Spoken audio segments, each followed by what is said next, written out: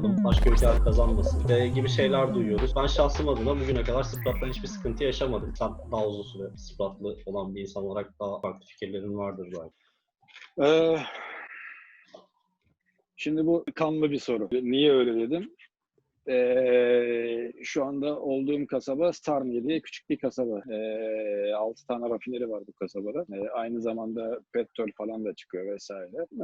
Rafinerde çalışmak için İRATA şirketi olması da yapılıyor. Bunun da en önemli sebebi İRATA'nın satış ve pazarlamasının diğer organizasyonlara göre, işte ne bileyim Sprat'a, Pisat'a, ne bileyim Polonyalıların sistemine vesaireye göre daha iyi olması. İyi olmasının da tek sebebi bu uluslararası petrol rafinerileri ve offshore platformlar İngiliz sigorta şirketleri tarafından sigortalanıyor. Dolayısıyla İngiltere kanunları geçerli gibi. Hal böyle olunca çok büyük şirketler bu sertifikayı kullanmayı istiyorlar. Temel olarak bir fark var mı? Hayır, hiçbir fark yok. Hatta Sprat'ın işte 6 ay önce değiştirdiği bazı kurallara göre kitle erişim tekniği açısından Sprat teknisyenleri en azından bu dönemde eğitim almaya başlamış ve tekrardan sertifika alacak teknisyenler çok daha nitelikli bir hale geldi. Bunun bir önemi var mı? Bunun da bir önemi yok. Şimdi bu çalıştığınız şirketle alakalı. Çalıştığınız şirket kurallara ne kadar uyan bir şirketse, ne kadar disiplinli bir şirketse, malzemeye ne kadar iyi bakıyorsa, işçiye ne kadar iyi davranıyorsa, işte işçinin haklarını ne kadar gözetiyorsa, ki işçinin haklarının gözetmesi demek işçinin bütün sağlık ve emniyet önlemlerini alıyor almasına gelir. Dolayısıyla aldığınız sertifikasyonun hiçbir önemi yok. Hangi sertifikayı aldığınız. Önemli olan o işi nasıl yaptığınız.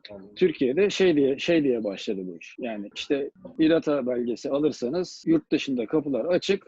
Gideceksiniz. Offshore'da çalışacaksınız. İşte Norveçliler bekliyorlar. Sizi işe alacaklar. İngiltere şu kadar petrol platformu var. İngilizler böyle kazanıyor. Bu belgeyi alırsanız size hemen vize verecekler falan gibi hikayelerle başladı. Kaç kişi gitti? Ki ya vardır ya yoktur. Bizim Mümin diye bir arkadaş var. Mümin gitti İngiltere. Mümin offshore'da çalışıyor. Ben başka bilmiyorum. Belki varsa da valla tebrik ederim. Dolayısıyla o işler çok öyle değil. İş biraz pazarlama ve satış. Yani önemli olan sizin nasıl çalıştığınız, nasıl disiplinli olduğunuz, şirketinizin nasıl bir şirket olduğu. Ya benim bir sürü şirkette çalıştım ben ya. Yani bir tane şirkette çalıştım gerçekten, yani köpek bağlasanız durmaz ya. Yani bu adam bu İRATA sertifikası nasıl aldı? Yani auditten nasıl geçti? Yani gerçekten yani çıldırırsınız ya. İşte İRATA üyesi olmamasının da bir önemi yok ki. Ya da ne İRATA ne Sprat üyesi ama abi şirket gayet düzgün bir şirket. Adamlar gayet düzgün çalışıyorlar. Bir sıkıntı yok bence yani. Peki. Çünkü sertifikayı aldınız abi. Sonra adam 2 sene sonra kontrole geliyor. Adam 2 sene sonra kontrole gelmeden önce sen bir ayarlama çekiyorsun abi. Kağıt kürekleri düzenliyorsun. Bilmem ne. Adam geldiği zaman gösteriyorsun. Bitti gitti. Bu mudur yani? Ya bunun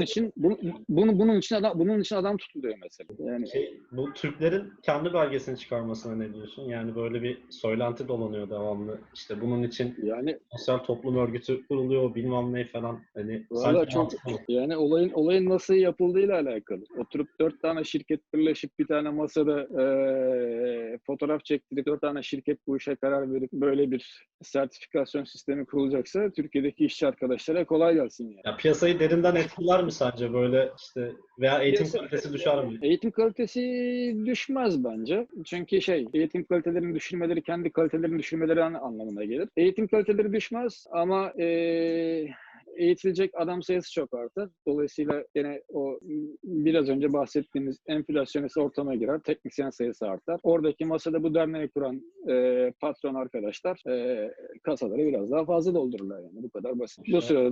Bu sırada binlerce lira, binlerce euro para harcayıp sertifika alan arkadaşların da yaptıkları bütün masraf yok olmuş olur. Buradan kim kazançlı çıkar? Patronların kurduğu bir organizasyondan patronlar kazançlı çıkar. Yani ilk erişimin TÜSİAD'ını kurmanın bir anlamı yok yani. Ya da MÜSİAD'ının kurmasının bir anlamı yok. Bunun işçiler için hiçbir yararı yok. Hiçbir yararı yok. Şimdiden benim sizlere bir arkadaş olarak uyarım bu olacaktır yani. Eğer bu derneği bir dernek adı altında işçiler kuruyor ve işçiler örgütlüyor olsa tamamen arkasında dururum. Ama patronların kurduğu, ben patron olsam bile benim kurduğum bir derneğin arkasında kimsenin olmasını istemem.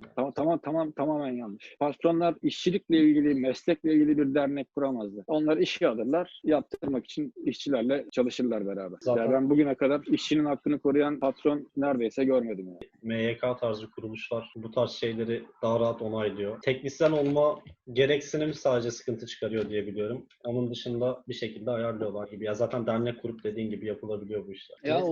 onun için aslında biz bir süre bir ön çalışma yapmıştık zamanında. Çok sevdiğim bir arkadaşımla beraber. Ama sonra düşündük bu işte kendimize yontmak olacak. Olmayacak. Yapmalı mıyız, yapmamalı mıyız? Oğlum sen de patronsun, ben de patronum. Lan olur mu falan böyle. Olmaz yani eşyanın tabiatına aykırı.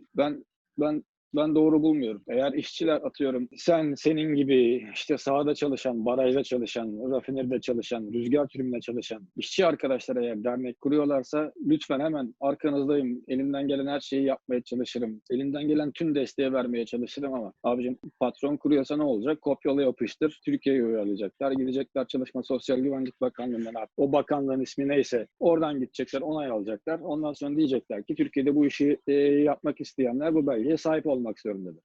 Hadi çık bakalım işin içinden. Avrupa'da nasıl oluyor? Bu FSAT falan ERAK üyesiydi galiba daha önceden. Bu bir çatı altında toplanan bir sürü belge çıkmış zamanında. SOFT'tur işte bilmem neydir falan. Onlar da aynı Soft mantık. Norveç işte onlar da aynı mantıkla çıktılar. Şu anda yani hepsi neredeyse etkisiz organizasyonlar halinde.